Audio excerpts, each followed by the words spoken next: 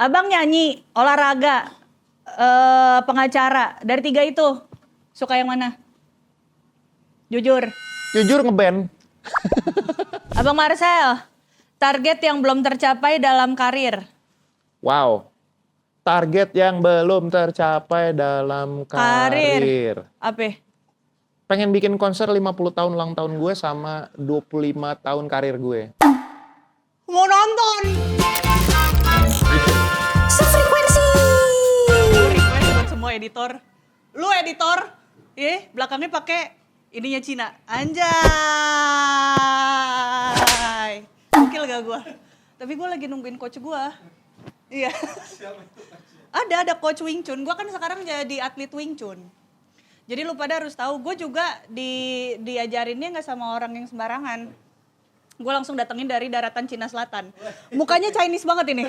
Mukanya Chinese banget. Lu nggak akan heran kalau dia ada gitu di Indonesia tuh dia ada. Gila keren banget gue. Apa? Enggak nyala gue. Masuk gak? Yoi. Nih, set, no, kan set. San. Udah latihan aja. Iya, Chinese banget, Cina Selatan. Chinese banget. Matanya hilang ya pas ketawa ya? Nih gue langsung ngambil Rajin banget nih udah langsung latihan. Dia kan gini kan. Yes, Set. coba gini. Tuh. Dikit aja dikit. Ayo bareng San. Atlet. Yuk. Iya. Jadi dia posisinya gini. badan lo tegak ya. Tegak. Tapi jangan kaku, lo relax, tetap relax. Bahu lo jangan gini nih. Jangan tegang gini, lepasin aja relax. Ya. Dari sini. Naikin ke atas tangan lo. Mundur sedikit. Ya, langsung buka kakinya. Ya, langsung buka lagi satu. Langsung badannya tegakin. Posisinya begini. Ya, relax lagi. Bahunya jangan tegang. Oke? Oke. Nah, terus posisi tangannya satu, tangan kanan ambil Ambil. ke tengah, dorong ke depan. Dorong ke depan. Terus? Ini jangan terlalu lurus. Lo nggak boleh lurus gini. Iya. Karena yang harus lo rindungin adalah center line lo. Oke. Nah, lihat nih, hidung lo sejajarin sama jari tengah lo. Di posisinya begini. Ya. Nanti kalau mau ambil ganti tangan, lo putar dulu. Ya. Yes. Iya. Tarik pelan-pelan. Ya. Iya. Masuk lagi. Ganti kirinya, sama kayak tadi. Yes. Gitu dia.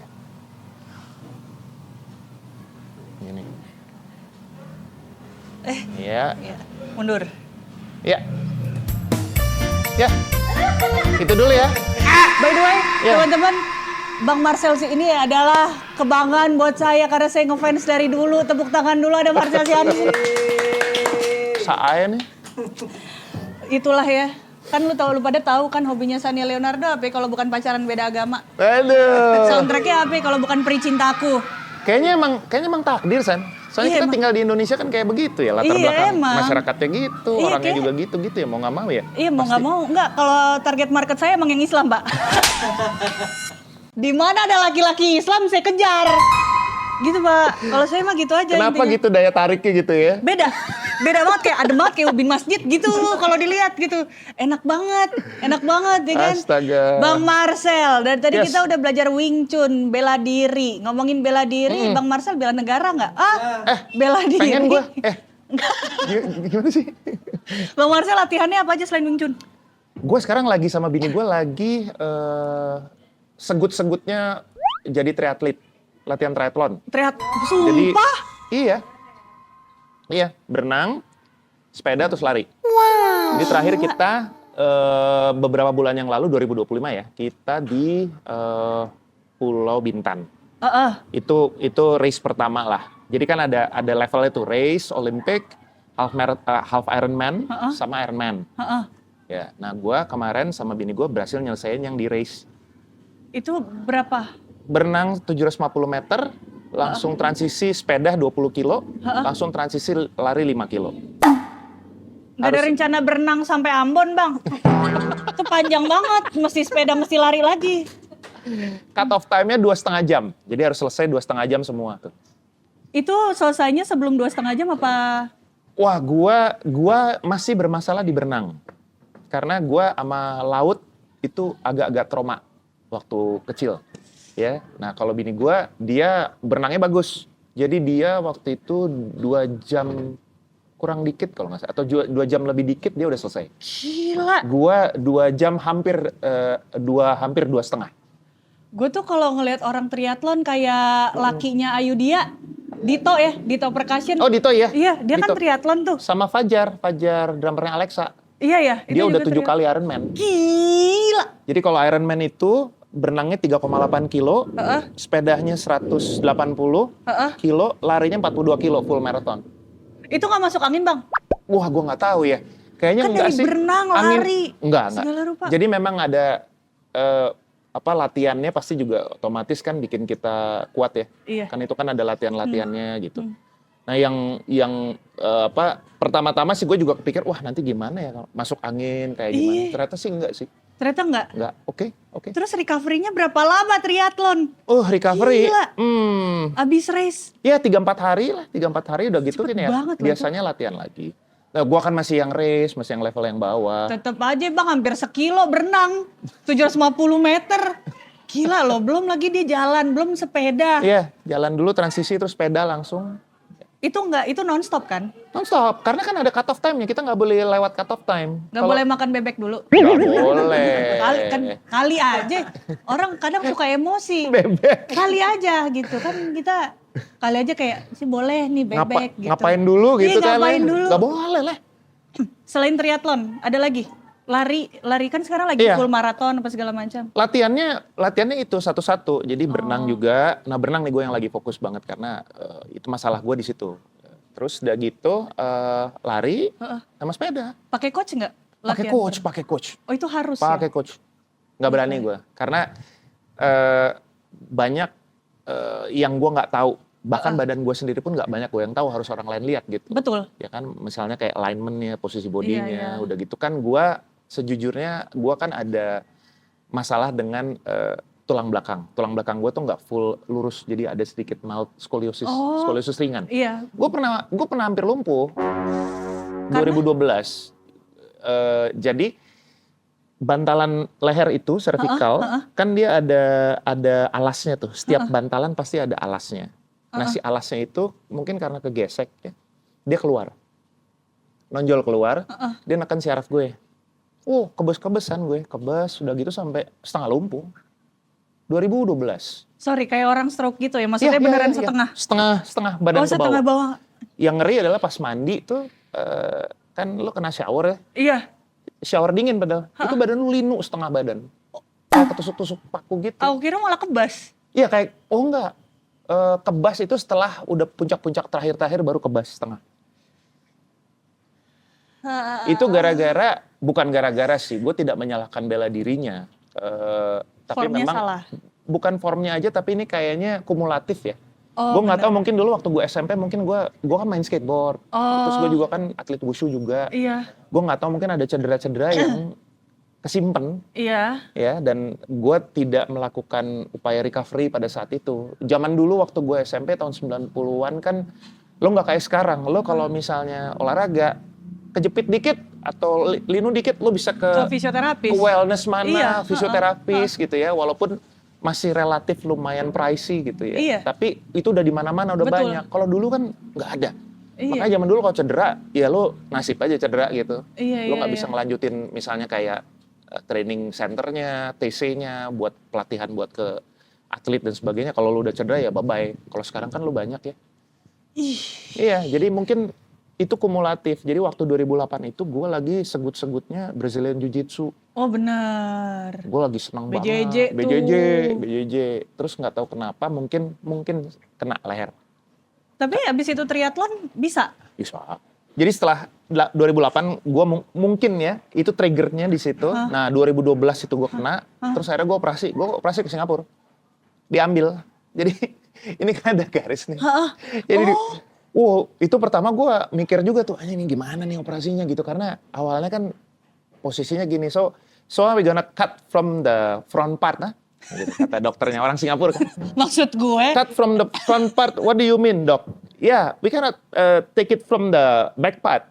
Karena di belakang ini kan banyak syaraf, gue nggak mungkin potong di belakang, gue potong dari depan. Alah sia.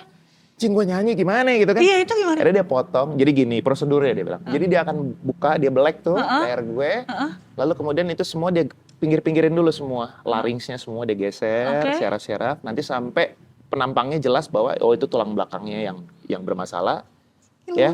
Terus sama dia dipin dulu, dia jepit, dia kayak angkat dulu, kayak ada alat buat ngangkat gitu. Oh, ngangkat. Baru nanti si landasannya itu dibuang sama dia.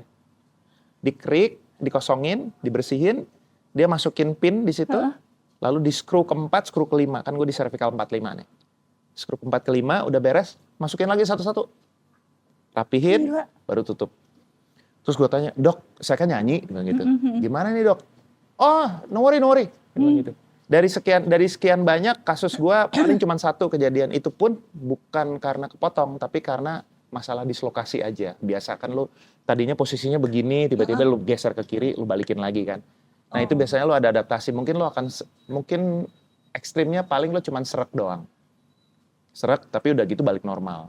Gue sih enggak, untungnya. Iya, aman, untungnya. Enggak ada seret, enggak ada apa-apa. Bahkan itu operasinya Desember. Makanya tanggal 12 itu sangat-sangat meaningful buat gue. 12 Desember 2012. Karena itu? 12. Januari akhir itu gue udah manggung lagi sama Bang Once di Jogja. Dengan apa? Iya, pakai bantalan ya? Bantalan itu. Gue udah manggung lagi sama dia. Dangak dong selama manggung. Begitu manggung gue lepas. Begitu turun manggung gue pasang lagi. Iya, kan lupa tuh 3 menit. 3 menit gue lupa. Kalau gue di sini masih ada besi, baru pasang. Gila. Pokoknya gue operasi operasi itu hari Selasa nih ya. Gue operasi hari Selasa. Iya, hari Selasa. Tidur semalam, hari Rabu gue udah pulang karena dokter Singapura tuh paling anti nginep di rumah sakit. Nginep sama ngasih obat. Obatnya tau nggak apa? Cuman kasih obat sakit kepala yang lo bisa beli di warung. Sama obat painkiller yang memang wajib dari dia itu 5 hari. Sisanya kalau sakit aja nih pasang.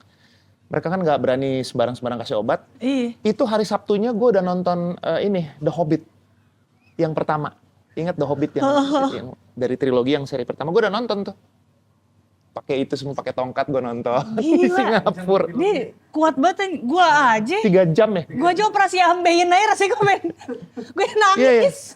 Wah itu gue ngerasain ya. Gila. Itu ngerasain gue nangis tuh. Jadi gue kan begitu didiagnos sama dokter sini lalu kemudian dirujuk ke Singapura, itu kan dengan resiko bahwa lo ada kemungkinan bisa lumpuh.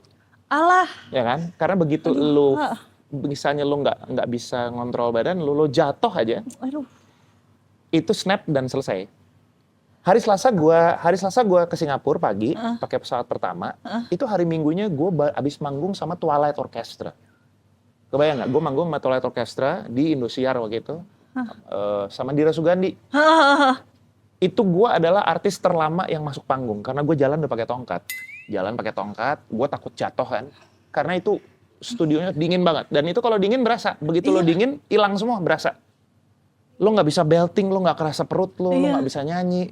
Wah itu gue udah gitu kan gue nyanyi sama Dira Sugandi kan nyanyinya kenceng kan. Gue udah berasa kayak gue Chihuahua lawan Rottweiler gitu nyanyinya, gila udah beda, cing abis nih gue. Tapi ya udah, gue tahu gue sakit kan. Chihuahua. Tapi after recovery, kan abang kan bilang dari tadi kan wusu, segala rupa atlet ya. Main skateboard.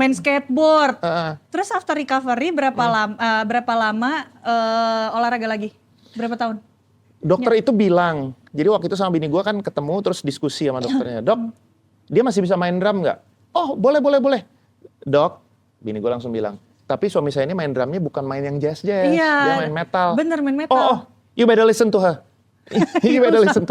Gitu. Jadi mendingan, tapi bolehnya nyanyi. Intinya adalah, dia bilang sih kalau recovery yang normal itu setahun.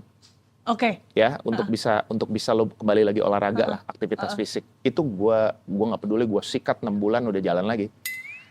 Karena begitu operasi nih, terus besoknya kan gue mau ke toilet, tiba-tiba gue bangun itu terus, gue udah normal, gue bisa jalan, gue udah berbinar-binar gitu. Terus gue ke toilet kan mau pipis kan. Begitu sampai toilet gue tutup, gue duduk dulu, gue nangis dulu. Gue nangis bersyukur dulu. Iyalah. Terus tahu nggak gue ngapain? Gue latihan kuda-kuda dong. Gue masih Maksud bisa. gue gini Bang. Kalau ke toilet jangan langsung petantang petenteng gitu maksudnya. Ini gue nggak cerita sama siapa-siapa loh. Beneran asli. Ini baru pertama nih gue cerita nih gara-gara Gila. dia. Iya gue latihan Langsung kuda-kuda. kuda-kuda. Langsung latihan kuda-kuda gue. Gue masih bisa. Oh my God, masih bisa. Bersyukur banget gue. Baru gue pipis. Baru gue pipis. Baru gue pipis. Baru gue pipis setelah Maksud itu. gue kan ini kebelet nih ya. Itu pipisnya udah kayak, boleh gak di saya keluar dulu Bang? Sebelum Anda push up, saya mau keluar dulu. Sebelum ada kuda. Sebelum Anda Kuda-kuda sih, kuda-kuda. kuda-kudanya sih. Kuda-kudanya. Itu saking Itu happy-nya ke gue. toilet gak pakai tongkat? Enggak. Gokil. Saking happy-nya gue. Jadi memang berangsur-angsur dia langsung normal ya pelan-pelan gitu. Cuman ya gue sudah dikasih hati-hati. Oke. Iya lah, Waktu itu hati-hati, nemenin gue nyokap mertua kan. "Ya, hati-hati ya. Iya mah. Jalan. Sampai sana gue Bisa ya? kuda-kuda dulu kan. Terus gue nangis. Sambil nangis tuh gue kuda-kuda. Hanya gue masih bisa. Gue kalau ada di rumahnya boleh nggak Wing Chun dulu Bang? Boleh nggak ditahan dulu? Iya gitu. Kayak orang buru-buru banget mau Wing Chun mau kemana?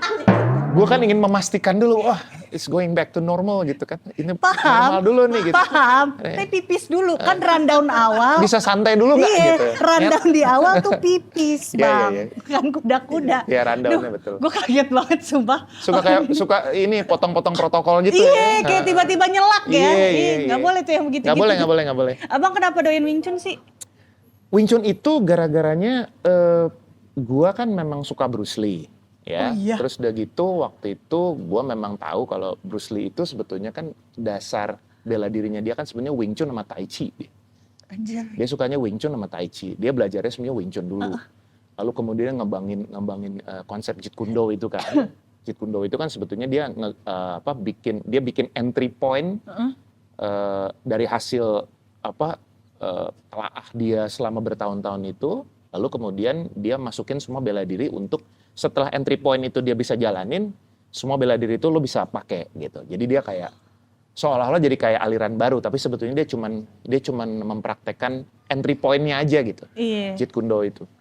Nah itu, terus waktu itu 2010 kan, 2009 tuh zaman Ip Man kan. Heeh. Oh ya Ip Man. Jadi muncul lagi, terus wah menarik juga ya belajar gitu. Pada saat itu gue lagi suka Brazilian Jiu-Jitsu itu tadi, Iya. Brazilian Jiu-Jitsu, terus gue juga sempet Tai Chi.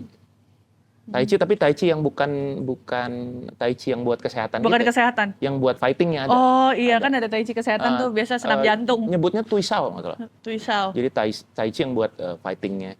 Wushu juga kan dulu. Wushu ya, kalau Wushu gue sempat jadi masuk di kumpulan atlet waktu itu mau ke Porda sempet. Tapi nggak selesai karena lebih ramai ngeband nih waktu itu. Iya lebih. Ngeband terus. Kan biasa agak BM nih gue nih, nggak Iya. mau. Ih, ambis banget. Ambis. Ambis banget, atlet banget, Parah. atlet. Iya. Tapi pernah nggak berantem habis itu di jalan Wing Chun gitu? Nggak pernah. Pertama Masa iya? Nggak, karena gini, dari awal memang gue belajar Wing Chun tuh gue tahu ini full self defense, art of self defense. Ini seni bela diri. Ya, oke. bahkan untuk beberapa hal juga gue merasa bahwa ini bukan untuk dikompetisikan gitu. Jadi memang benar-benar pure lo buat pertahanan diri aja. Misalnya ada maling nih bang. Wing Chun, gitu pernah nggak? Enggak sih, nggak pernah. Untungnya environment gue baik-baik aja. Oh Terus iya, udah itu gitu, puji Tuhan ya teman-teman ya. Environment gue baik-baik aja. Terus memang gue merasa kalau dari pengalaman gue lihat orang di area bela diri gitu ya, rata-rata orang-orang yang selalu berantem adalah mereka-mereka yang suka jual duluan gitu. Iya. Jadi kalau lu nunjukin gestur-gestur kayak Preman ya. sok jago gitu, Iya. biasanya banyak yang jajal tuh. Oh, Nah, iya, gue nggak suka karena begitu gue belajar, gue tahu. Jadi kan gue satu gurunya waktu itu sama Deddy Corbuzier. Oh iya. Guru kita sama. Sorry, kirain Deddy Mulyadi pak. Bukan Bapak Aing. Bapak Aing, bukan. Sorry. Gue orang Bandung aja. Iya, orang Bandung Tapi aja. enggak. Nah, Deddy itu kebetulan kita sama gurunya, dari lineage yang sama. Guru kita waktu itu Samuel Kwok. Samuel Kwok itu adalah murid dari anaknya Ip Man. Jadi Grandmaster Ip Man itu punya anak namanya Grandmaster Ip Ching. Grandmaster Ip Ching itu tinggalnya di Hong Kong tinggal. Nah itu dia punya murid namanya Samuel Kwok. Nah Samuel Kwok ini yang ngajarin kita. Jadi enggak. Gila, lu tau gak, gue mendengar ini nih, yang di pikiran gue, maaf banget ya bang, bukan menjelekan, bukan apa, gue mendengar seperti sejarah dinasti Ming. Iya, Samuel Kwok, Ip, Iwan, Wing Chun, itu tuh di pikiran gue kayak dinasti Ming nih. Dinasti Gitu. Ming. Ya kalau lo nonton film Ip Man yang kedua, Iya. kan ada anak-anaknya dia yang berantem di sekolah. Iya. Jadi anak dia tuh ada 2 kan, 3 malah. Yang pertama itu yang di film yang ke-1 yang naik sepeda, Iya. masih kecil, itu masih di Foshan, masih di Cina. Mereka masih di Cinanya. Nah kalau yang udah di Hong Kong, udah pindah, udah migrate, nah itu Ip Ching. Ip Ching yang berantem di sekolah, nah itu gurunya guru gue, guru kita. Gila, dia beneran serius banget. Enggak, rezeki aja sih, rezeki sama Dedi dipertemuin terus kita latihan. Latihannya di sini? Latihannya di sini, bolak-balik jadi si Sifu ke sini. Nah, ya dari situ langsung ya makin serius aja, seneng gitu. Di rumah gue juga ada Mok Yancong gitu, patungnya ada di rumah. Cuman bini gue yang ngamuk ya. Karena kan kalau malam kan keplak. Woi, dari atas. Gokil Karate Kid. Woi, dari atas. Gila. Latihannya di sini, bambu hapus. Di sini. Sama Sifu di sini. Sama Sifu. Di sini, di bambu hapus. Gitu sih, untungnya enggak lah. Karena semakin banyak semakin dalam lo belajar, semakin lo tahu betapa bahayanya badan lo kalau lo salah pakai. Bener. Ya? Itu sepakat. Even jari lo pun itu bisa bunuh orang. Bener. Gitu, separah itu. Kebayang, maksudnya gini, gua aja yang nggak ada apa-apanya gitu, gua aja takut. Jadi sebisa mungkin hindarin lah gitu. Apalagi kalau yang udah sekelas-kelas guru gua gitu kan ya, pastinya cobaannya lebih gila sih. Gitu. Tapi kalau wushu sama apa namanya Wing Chun. Wing Chun kan, Wing Chun. Wing Chun. Nggak ada yang kayak di film gitu yang tiba-tiba nusuk mata orang pakai jari gitu kan nggak pernah kan? Kalau di Wing Chun, kalau lu in terms of self defense di lapangan boleh. Boleh begini? Iya. Ih, seru banget. Makanya kan Tapi untuk di lapangan teman-teman, yes. self defense. Nah, Wing Chun itu kan yang jadi challenging buat orang-orang Wing Chun adalah karena Wing Chun ini kan yang dulu bikin, yang meng-create bela dirinya kan sebetulnya perempuan. Biksu perempuan kan. Makanya gerakannya begitu. Ya kan dia sangat simple, Iya, gerakannya center line gitu kan. Perempuan, ada biksu di sana. Gila, gitu. Biksu ini perempuan. Marcel Siahaan bro. Jadi banyak memang disalahartikan dalam arti terutama mereka-mereka yang memang yang suka bela diri di pit gitu, bela diri kayak misalnya MMA atau bela diri yang buat kompetisi gitu, biasanya ngelihatnya Wing Chun kayaknya nggak kepake deh, nggak aplikatif gitu ya, kayak lemah banget bela dirinya gitu. Ya logikanya karena kan kita otomatis masuk ke sana menggunakan aturan-aturan internasional. Betul. Ya kan? Iya. Tapi kalau kita menggunakan aturan-aturan di lapangan, udah beda cerita. belum tentu tuh gitu. Karena ya kita boleh colok mata orang, kita boleh bikin orang lumpuh dengan sekali pukul, ada titik-titiknya, iya, ada titik-titiknya gitu. Makanya nggak kayak misalnya kita diambil, di grab gitu, terus kemudian kita kasih ke lehernya dan segala macam. Leher itu kalau misalnya ketemu nih di cervical tertentu nih dia ketemu, dia crack, itu langsung lumpuh satu badan. Alas ya. Jadi yang kayak gitu-gitu kan sesuatu yang harus kita sikapin benar-benar gitu. Iya. Kalau lu emosional menghadapi ini, ya orang akan jadi korban dan nggak ada gunanya. Lu bela diri lu juga nggak ada gunanya. Lu akan masuk penjara anyway. Untung pantesan ya Tuhan tuh nggak ngasih gue talenta dalam bela diri. Kalau enggak gue lewatin orang papasan gitu udah gue pukulin semua orang yang lewat.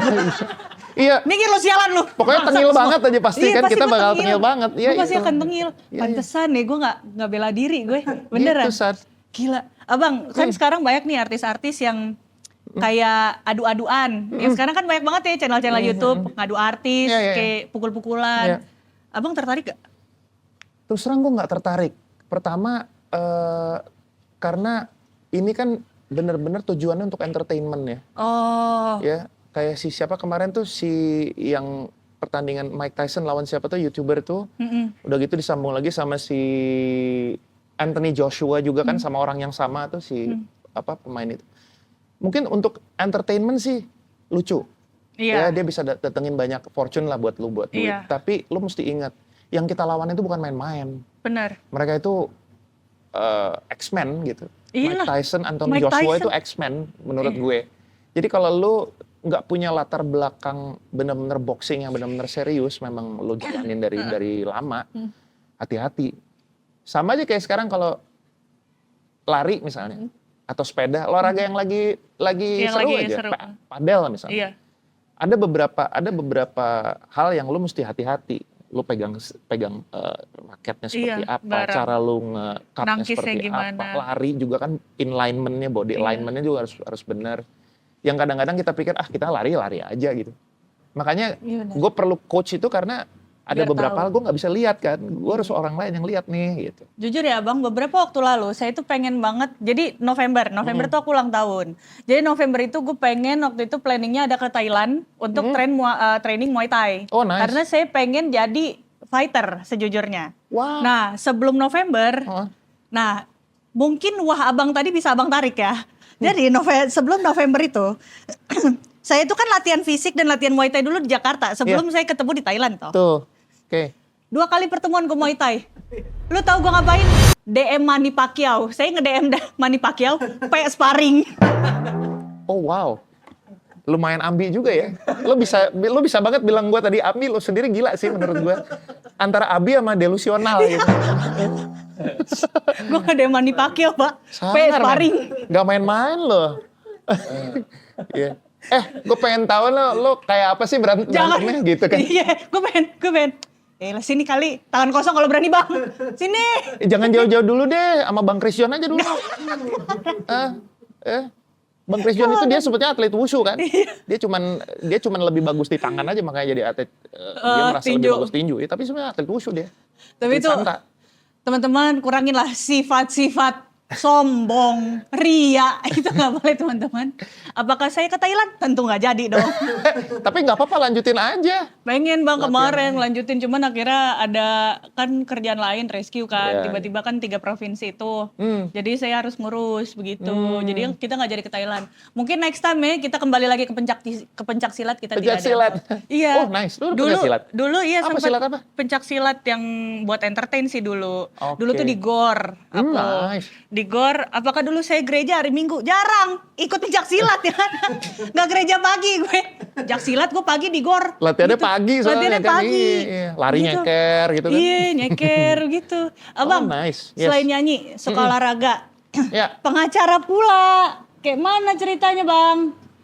gini, pengacara itu lebih ke, sekarang kan gue juga aktif di LMKN, Lembaga Manajemen Kolektif Nasional. Karena memang gue ada latar belakang, selain latar belakang hukum, gue Betul. juga konsultan kekayaan intelektual. Gokil. Jadi dengan latar belakang ini sebetulnya gue pengen berkontribusi aja buat ekosistemnya. Karena gue pikir ekosistem ini bukan cuman buat kita-kita yang sekarang nih gitu. Kan gue punya anak Iya. gue apalagi anak gue yang pertama main musik gitu ya, udah jelas main musik. Lalu kemudian juga banyak orang-orang lain yang masih berpegang di ekosistem ini, apalagi sekarang ini kan transisi mau ke digital semua nih. Itu pola pikirnya, mindsetnya, cara mereka bertransaksi, cara mereka berbisnis itu berubah semua. Jadi ya gue pengen berkontribusi di situ aja sih.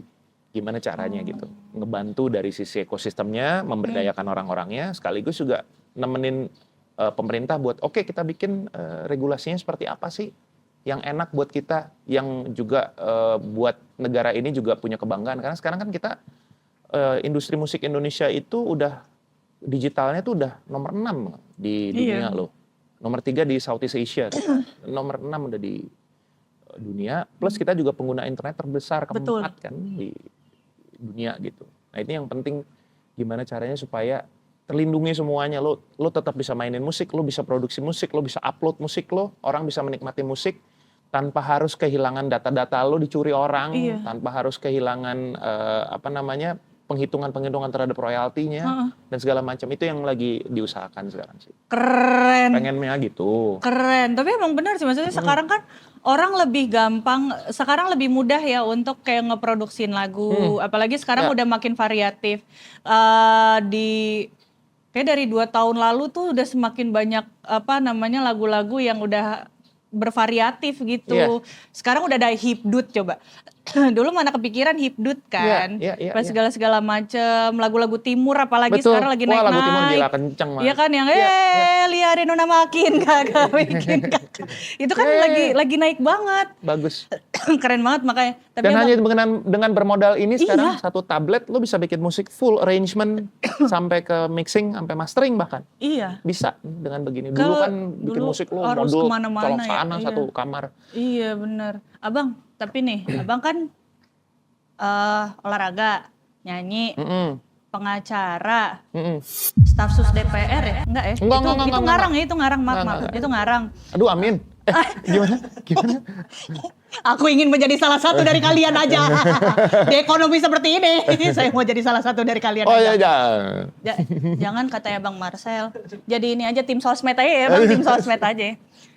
Abang nyanyi, olahraga, pengacara, dari 3 itu suka yang mana? Jujur. Jujur ngeband. Lu nggak masukin pertanyaannya, Dim. Lu benar-benar metal dia. Masih juga ngeband sih, masih ngeband. Bang? Masih. Gue ada Sick Minded sama Konspirasi. Cuman memang yang lagi aktif nih sekarang Sick Minded. Karena kemungkinan kita akan tur di Jepang nanti Oktober. Pengennya begitu. Buka just tip gak? lagi persiapan, lagi cari tempat dan kita Gila. lagi ngobrol-ngobrol sama IO di sana. Kita kemudian pengen bikin showcase di sana. Keren. Tapi Abang, aku dengar nih kabar burung. Burung. Nggak tahu burung siapa juga ya, itu terserah, ya kan? Abang katanya lagi ada single terbaru. Oh iya. Judulnya Menuju Cahaya. Yes. Tentang apa sih lagunya? Ini sebetulnya kayak perenungan lah ya, perenungan gue dan memang gue pengen merilis sesuatu di bulan Ramadan ini untuk perenungan gue pribadi sebetulnya. Tapi gue merasa bahwa nggak ada salahnya kalau gue bisa share ini dan orang bisa mendapatkan angle lain dari apa yang mau dicapai di bulan Ramadan ini. 1 bulan ini, jadi biar puasa kita juga jelas tujuannya mau ngapain ya, lalu kemudian juga setelah nanti kita berpuasa lalu kemudian kita lebaran itu kan sebetulnya yang tantangannya itu kan di 11 bulan setelahnya gitu. Sebulan itu kita bisa ngontrol kan, tapi setelah itu 11 bulan setelah itu kita mau ngapain? Iya. Nah minimal ini nambah satu perspektif lah, point of view gitu, bahwa ya kita perlu untuk ngebersihin diri dulu gitu. Kadang-kadang kita lupa kalau kita terlalu banyak mikir yang di luar sana gitu ya. Tapi kita lupa melakukan kontrol ke internal kita gitu. Bahwa ini dulu yang harus dibersihin. Betul. Dalamnya dulu. Ibarat mangkok lah, lu kalau ngarepin ada makanan enak dan bersih masuk di mangkok lu pasti akan cuci dulu mangkok. Iya. Lu nggak akan mungkin mangkok kotor bekas soto lu langsung tambahin pakai spaghetti itu berantakan kan. Pasti lu cuci dulu mangkok. Rasanya. Iya pasti. Lu akan cuci dulu mangkoknya. Bersihin dulu, baru nanti lu bisa masukin yang lain. Berarti ini adalah single religi jatuhnya apa sebenarnya? Jatuhnya iya sih, tapi menurut gua religi atau spiritual itu kan memang hak siapapun. Betul. Jadi siapapun aja. Ini momennya memang lagi muncul, pas momen muncul di Ramadan karena memang gua ada kerinduan aja untuk mengeluarkan single ini gitu. 2024 juga gua ngeluarin Tawakal juga gitu. Itu juga hasil perenungan juga. Keren. Terus yang sekarang ini gitu. Cuman memang yang sekarang ini lebih sedikit beda karena gue benar-benar masukin unsur musik elektronik di situ. Elektronik. Bang. Iya, jadi kalau lo dengerin Menuju Cahaya ini nggak seperti yang religi yang pada ada umumnya. Iya. Elektronik, Bang. Elektronik dengerin aja, coba deh. Funkot rohani aja. Gue udah buset. Elektronik tapi chill elektronik lah. Lo nggak yang dengerin kayak misalnya yang kayak funkot yang kayak apa sih beatnya enggak. Ada bang di Spotify ada satu playlist. Saya kalau udah ngantuk banget tapi pengen dengerin lagu rohani Kristen bang. Saya puter di playlist namanya Fankot Rohani. Bener gue Wih. kayak lama angkot. Playlistnya keren banget tuh Fankot Rohani. Fankot Rohani. Beneran lagu Kristen rohani. Lagunya dung tak dung tak dung tak dung tak. Soalnya pencapaian spiritual itu memang hak siapapun kan. Betul, Lo nggak itu bisa, betul. lo nggak bisa tahan gitu. Betul. Apakah harus kemudian lo harus lo ubah dulu bentuk dan Penampilan gitu, tampilan enggak. lo? Enggak kok, siapapun Betul. berhak merasakan kedamaian yang Tuhan kasih. kan. Bener. Iya, Gue sepakat nih Allah yang kayak kasih. gini-gini. Tepuk tangan dulu. Buat Abang Marcel. Seru banget orang ini sumpah. Gue tuh awalnya, gue pikir ya waktu awal podcast gue kayak, aduh gimana ya artis senior pula. Apakah bisa ternyata orangnya seru banget. Makasih ya. Ih, sama-sama Udah dong. Sama-sama San. tapi dia belum Ternyata kasih anak dong. Bandung lagi. Iya. Abang, mau nanya dong, abang kan keluarin ini kan single yang spiritual banget Iya. lah ya. Mm-mm. Ada gak fase hidup yang dulu kayak, kok gue gagal banget ya? Kayak gitu, tapi sekarang malah abang syukurin banget. Oh banyak. Untung ada itu, sekarang Banyak jadi dong. kayak gini. Gue pernah merasakan di mana gue tinggal di dalam satu tempat sepetak yang benar-benar gue merasakan sulitnya pada saat itu. Karir gue lagi nggak terlalu bagus, kerjaan gue mungkin sebulan cuma 1 dan gue harus mikirin supir gue. Ya, padahal gue waktu itu baru nikah gitu, dan itu di awal-awal pernikahan gue yang kedua itu benar-benar masa dimana itu lagi berat-beratnya gitu. Dan teman gue kirim makanan dan segala macam.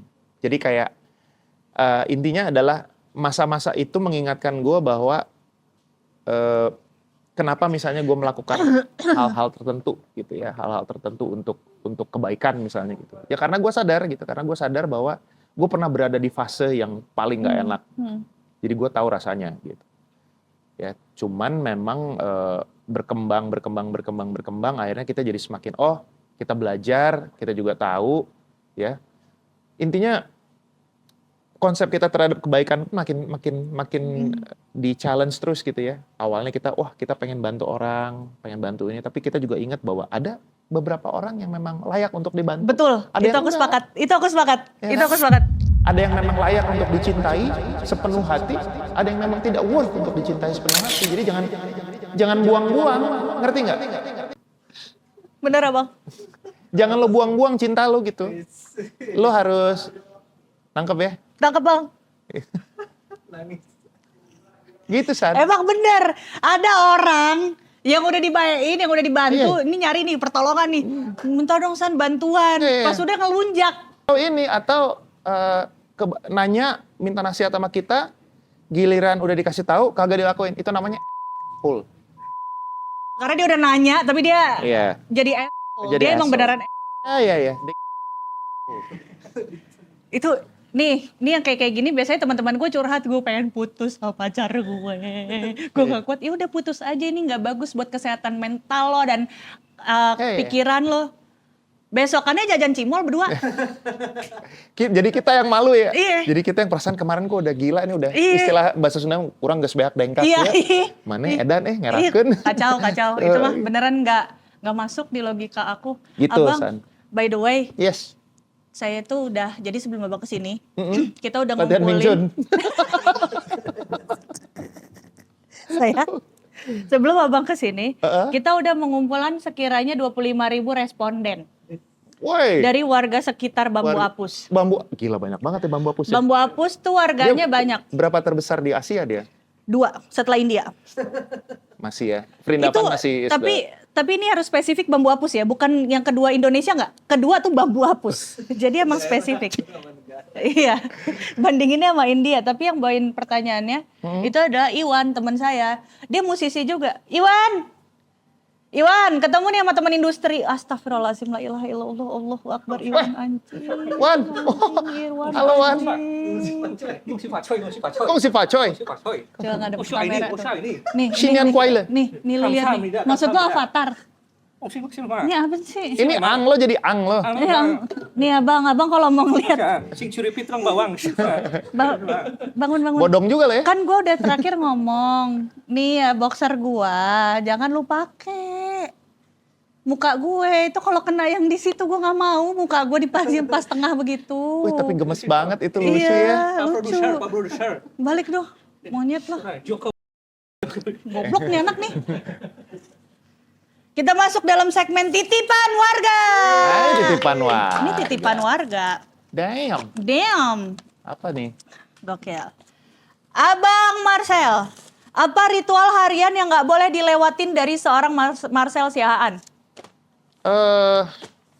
Pokoknya begitu bangun gue harus cium kening bini gue sama cium anak gue. Iya, Itu masa nggak kalau boleh. cium kening saya kan kaget bang. Ritualnya. Tiba-tiba, kening Sania nih. Keningnya Satam oke nih. Iya. Gitu. Apa kening Pak RT mau? Boleh. Pak RT baru ganti gue. Jadi lumayan sambil pendekatan. Cium kening istri dan Iya, anak, itu nggak boleh iya, lewat. Iya, harus lah. Kayak misalnya, kayak bangun mau berangkat gitu. Iya. Sama, apa ya ritual? Itu sih. Itu harus Itu ya. yang harus sih, karena itu kayak kedepannya afdol gitu. Benar. Tapi abang tipikal orang yang sarapan apa nggak? Bisa sarapan, bisa enggak. Bisa sarapan, Oh. bisa enggak. Jadi kayak biasanya kalau misalnya lagi ada target, misalnya mau ngejar kayak latihan atau apa gitu, biasanya gue sarapan.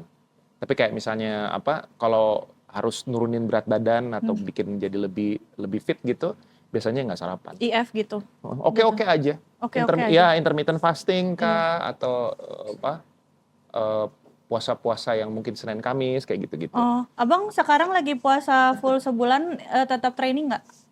Training biasanya pas mau deket-deket buka puasa ya. Oh, Atau kalaupun misalnya mau latihan pagi, lo latihannya weight training aja. iya. Weight training tapi yang ringan-ringan. Nggak berat-berat banget. Ya body weight lah, body weight training. Pelajaran paling berharga yang didapat setelah ikut bela diri? Wah, jaga diri sih bener. karena ya tadi yang gue bilang lo belajar bagaimana caranya, sebetulnya kan bela diri itu lebih belajar bagaimana cara lo mengontrol badan lo. Itu yang lebih penting. Karena pada akhirnya yang bisa lo kontrol itu cuma diri lo kan. Bener. Lo nggak bisa kontrol di luar Orang sana. lain, bener. Ekspektasi orang lo nggak bisa. Nggak bisa. Lo cuma bisa ngontrol lo sama ekspektasi lo terhadap apapun yang lo hadepin gitu. Itu aja sih. Jadi kayak bela dirinya bikin gue lebih, ya udah lebih tenang aja gitu. Kalau ada orang yang kira-kira gimana banget, udah diamin aja. Oh iya bener. Guru gue dulu pernah bilang, jadi kayak lu belajar bela diri sama gue ini untuk membuat lu menjadi orang yang pintar, yang cerdas. Jadi kalau lu pada saat itu kecerdasan lu menuntun untuk lebih baik lu panggil taksi dan lu cabut, ketimbang lu ngeladenin, panggil taksi. Karena apa? Lu harus pikir, bela diri. Lu sekarang siapa? Status lu orang tua, lu suami dan sebagainya. Pikirin itu. Jangan egois. Tapi kalau dia paksa, selesaikan sampai habis. Baru kayak gitu. Itu betul, Ya. itu betul. By the way guys, ini azan kan? Iya. Kita break dulu azan ya abang. Nggak apa-apa. Ini apa? Sholat apa? Oh, ini Zuhur. Jam berapa ini? Zuhur. Juhur biasanya jam 12-an, udah gitu asar tuh jam 3-an. Abang Marcel, target yang belum tercapai dalam karir. Wow. Target yang belum tercapai dalam karir. Apa? Pengen bikin konser 50 tahun ulang tahun gue sama 25 tahun karir gue. Mau nonton. Tahun Mau depan. nonton. Tahun depan. 2027 pas. Mau nonton. Itu lucu. Ya pasti, tenang. Gampang itu. Makanya lagi persiapan nih sekarang. Karena kan gak main-main. 50 years of myself and my career 25 years. Bener, Bang Marcel 50. Tahun depan 2027 gue Gak gocap. kelihatan, sumpah. Gue gocap, gue 77. Gak kelihatan. Gocap gue. Gue kira tuh masih 40-an. 40-an awal. 38 pun gue masih percaya, Bang. No, gue gocap tahun depan. I'm 50, going to be 50. Gila 50, Bang. Next year. Tapi gak berasa banget ya. 25 tahun berkarir di industri ini. Iya, Gacor tahun bahasa depan gue. 25. Pas banget, itu lucu banget. 25, 50. Seumuran gue. 25? 2 tahun ini 27. 27? Hah. Oke. Tahun ini 27. Iya. Anak gue aja yang paling gede kan Kinan udah tahun ini 22. Kalau Kinan 22, kalau yang kiri. Kanan kiri. Ntar gue lagi mikir jawabnya dari mana ya. Gue harus ada jawaban nih. Anaknya dua-dua, lu bayangin loh. Marcel Siahaan. Yang dulu video klipnya Peri Cintaku ada hujannya. Iya. Anaknya sama aja mukanya. Itu iya. pengalaman, itu Peri Cintaku tuh juga lucu tuh San. Kenapa? Walaupun Mas Yofi bikinin buat gue, ya ceritanya tentang perbedaan iman kan. Betul. Pertama, fun fact-nya adalah demonya yang nyanyi adalah Afgan. Oh iya. Jadi itu sebetulnya awalnya buat Afgan. Tapi nggak tahu kenapa ya. Mas Takung lah ya. Benar, Mungkin benar. memang udah harusnya Marcel aja udah yang nyanyi. Iya, tapi dia lebih emang pengalaman di situ. Iya. Lebih pengalamannya beda Setan. agama, teman-teman, sorry to say. Iya. Relate. Kalau sekarang kan seagama, kalau saya kan tetap beda-beda aja. Ada ininya, ada adrenalinnya gitu. Bener, ya. ada rasa Bener nggak sih? di mana kayak, oh kalau tentang orang tua tuh begini, rasanya ada di situnya, Bang. Iya. Itu jangan dicontoh ya teman-teman ya. Itu jangan dicontoh. Lama-lama orang tuanya yang akan, ya udah nggak apa-apa. Iya. Malah Alah sih. putus deh. Iya pasti. Gak ada tantangan lagi, gue Iya. cari lagi mana ya. Tapi emang kayak gitu tahu abang beneran. Tapi itu beneran. Tapi Jadi gua hati-hati, harus- jangan-jangan lo bukan cinta sama orangnya, lo cinta sama tantangannya. Hati-hati lo. Oh, Iya. pasti. Ngerti nggak? Paham. Iya. Ternyata suka adrenalinnya aja. Betul. Penasaran Kasihan aja. orangnya lo. Kasihan cowoknya, hati-hati. She man. Apalagi kalau dia man. ngarep sama lo. Damn. Gila. Damn. Kan apalagi cowok-cowok kan susah ngomong kan. Kalau Iya. ternyata dia juga sebetulnya struggling, pengen gimana caranya gitu. She Kan lo man. nggak tahu. Damn. Hati. Damn. Anyway. Lo memang cinta atau lo cuma suka sama perasaan cintanya. Nah itu juga hati-hati. Beneran cinta sama orangnya nggak? Atau cuma perasaan cintanya doang? Inilah. Coba dipikir, kalau orangnya nggak ada, oh jangan-jangan perasaan gue doang. Enggak, gue cuma suka nakut-nakutin Enggak, aja. tapi itu bukan nakutin Bang. Ini gue gak pernah dengar ini sebelumnya dan ini ternyata bener juga ya. Iya. Kan? Bener nggak? Iya, tapi yang ini cinta kok. Sekarang lu lagi menikmati orang tua dua pihak lagi mentang nih kan. Lu lagi merasa kayak wah, kita punya common enemy sama-sama gitu Iya, kan. iya. Our parents gitu. Iya. Apparently our parents gitu kan jadi common enemy. Tapi ingat gitu, tiba-tiba mereka ya sudah nggak apa-apa nak, silakan tiba-tiba. Ya nggak seru. Ya tantangannya hilang. Ya nggak seru. Nggak asik nih. Nggak Putus asik. aja ya. Iya, nggak seru. Begitu. Ya Hati-hati. Allah. Ya lanjut. Bener, lanjut Abang Marcel. Siapa musisi yang pengen banget diajak kolaborasi nyanyi? Waduh, Hampir semuanya udah. gua untuk ini ya, untuk kalau manggung sih, gue masih belum kepikir jujur. Tapi kalau rekaman ada beberapa. Salah satunya Sheila Majid, salah satunya. Sheila Majid. Sheila Majid, iya. Cinta Jangan Kau Pergi. Yes. Cimen. Apa ya? Kolab sama generasi sekarang misalnya kayak, Pengen gak Bang? ya, Yang hipdut-hipdut sekarang mau gak Bang? oh kenapa enggak? Bener sih. Kenapa enggak? Karena buat gua itu belajar. Itu Baru belajar. soalnya. Karena kan gue juga bikin komposisi sendiri, belajar bikin komposisi sendiri, musik-musik, dan gue kan suka musik elektronik ya, hip-hop itu kan masih di genre itu gitu. Iya. Banyak sih, ya. Yang Kalau- pengen sekarang. Heeh. Ya sekarang udah banyak banget. It Gitaf tuh. It Gitaf It kan Gitaf juga- ya, It Gitaf bagus. It Bagus banget, Gitaf. bagus. Banyak banget. Iya. Abang, pengalaman manggung yang sampai sekarang gak bisa dilupain? Ada dua. Apa? Bagus dan nggak terlalu bagus. Nggak terlalu bagusnya adalah waktu itu gue nyanyi di pensi. Gue lupa di Don Bosco ya, yang di Gading tuh. Pulau Mas. Ya, DB. Don DB ya. Bosco. Gue manggung di sana. Celana gue sobek, berat di tengah. Bukan konsernya teman-teman. Celananya. Bukan konsernya kok yang jelek teman-teman Don Bosco ya. Emang dia robek aja Nggak celananya. robek aja. Tapi satu, Apa? makanya tadi gue bilang nggak terlalu jelek karena apa? Mereka, oh ya udah so what, nggak apa-apa gitu. Iya, Mereka nggak nggak yang nggak gitu. Robeknya di mana Bang? Di Persis tengah, di tengah. Gue mau naik tangga, mau naik ini, sobek. Sobek, bener-bener sobek. Setelah lagu itu gue langsung turun, gue ganti celana, gue naik lagi. Tapi pas momen itu kan gue nggak mungkin turun dong. Bener. Dan gue harus tetap sok cool aja. petantang-petenteng ya, harus tengil Padahal ya. udah mana-mana itu, Egypt. Iya, ada Tapi merekanya nggak yang, nggak gitu. Tapi kelihatan gak sih maksudnya di notice orang emang? Iya Enggak kan? kelihatan. sobeknya Gede gila, banget, san, Pak. seret, abis gitu. Abis-abisnya. Jadi gue turun, turun. Terus pas gue mau naik panggung lagi, kan ada tangga. Nah, gue ngambil langkahnya terlalu tinggi. Terlalu lebar ya, terlalu ambis ya. Begitu naik, crack. Selesai. Itu, tapi masih oke. Masih iya, manggungnya emang gak apa-apa, celananya doang. Yang kedua, waktu manggung di ZEP di Malaysia, itu 2023 Desember. Itu menurut gue adalah one of the best sound system that I've ever had in my life. Karena akustik, tempatnya bagus, sound systemnya bagus. Terus tim gue juga pada saat itu lagi yang benar-benar yang paling inilah Avengers-nya. Iya, gitu. iya. Jadi kayak gue benar-benar bisa Maaf ya Bang, Gak apa-apa. ini apa namanya? Sholat dulu. Oh, ini Komat. doa komat. Desember 2023. Soundnya bagus. Soundnya bagus banget. Jadi kayak gue benar-benar bisa merasakan tuh ya. Manggung tuh benar-benar paripurna gitu.